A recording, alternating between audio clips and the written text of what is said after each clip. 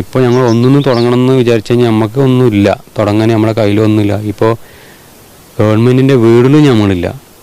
അതൊക്കെ ആലോചിക്കുമ്പോൾ മാനസികമായിട്ട് ഒന്നുകൂടി വിഷമമാണ് ഞങ്ങൾക്ക്. ഈ ഒരു സമയമാകുമ്പോൾ ഇപ്പോൾ 2 വർഷമായില്ലേ.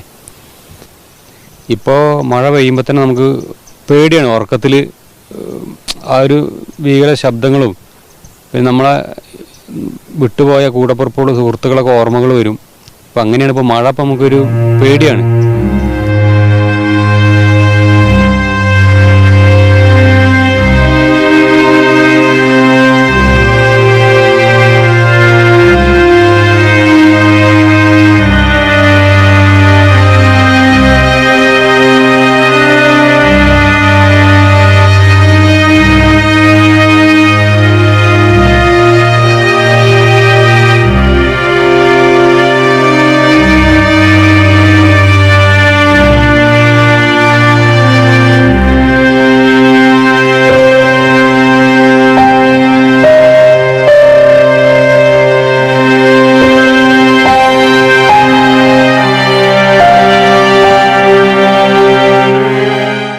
നമ്മളിപ്പോൾ നിൽക്കുന്നത് മുണ്ടക്കൈയിലാണ്.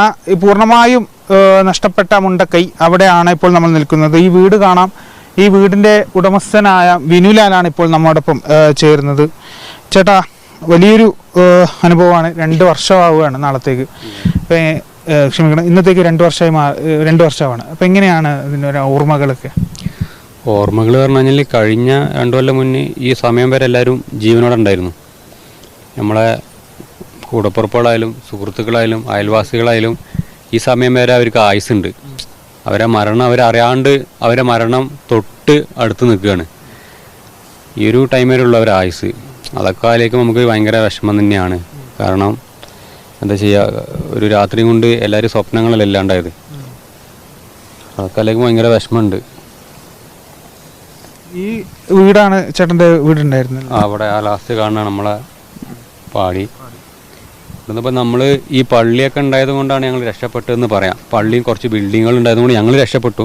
ഞങ്ങൾ രക്ഷപ്പെട്ടെങ്കിലും ആ പള്ളി ഞങ്ങളെ സംരക്ഷിച്ചെങ്കിലും ബാക്കിയുള്ള ആളുകൾ താഴ്ന്ന് ഒരുപാട് പേര് മരണപ്പെട്ടിട്ടുണ്ട്. എങ്കിലും ഞങ്ങൾക്ക് അവിടെയുള്ള കടകൾ ഇതൊക്കെ ഉണ്ടായത് കൊണ്ടാണ് ഞങ്ങൾ രക്ഷപ്പെട്ടത്. നമ്മൾ ഈ ലിസ്റ്റിൽ വരാത്തത് കൊണ്ട് മാനസികമായിട്ട് ഒരുപാട് വിഷമങ്ങളുണ്ട്. എത്ര വെച്ചിട്ട് നമ്മൾ ഈ ഗവൺമെൻറ് പിന്നെ ഈ ലിസ്റ്റിൽ വരാതെ ഇങ്ങനെ കാത്തുക്കുക, അതുപോലെ തന്നെ ഈ വാടക വീട്ടിൽ ഇങ്ങനെ എത്ര വെച്ചിട്ട് നമ്മളിങ്ങനെ താമസിക്കുക.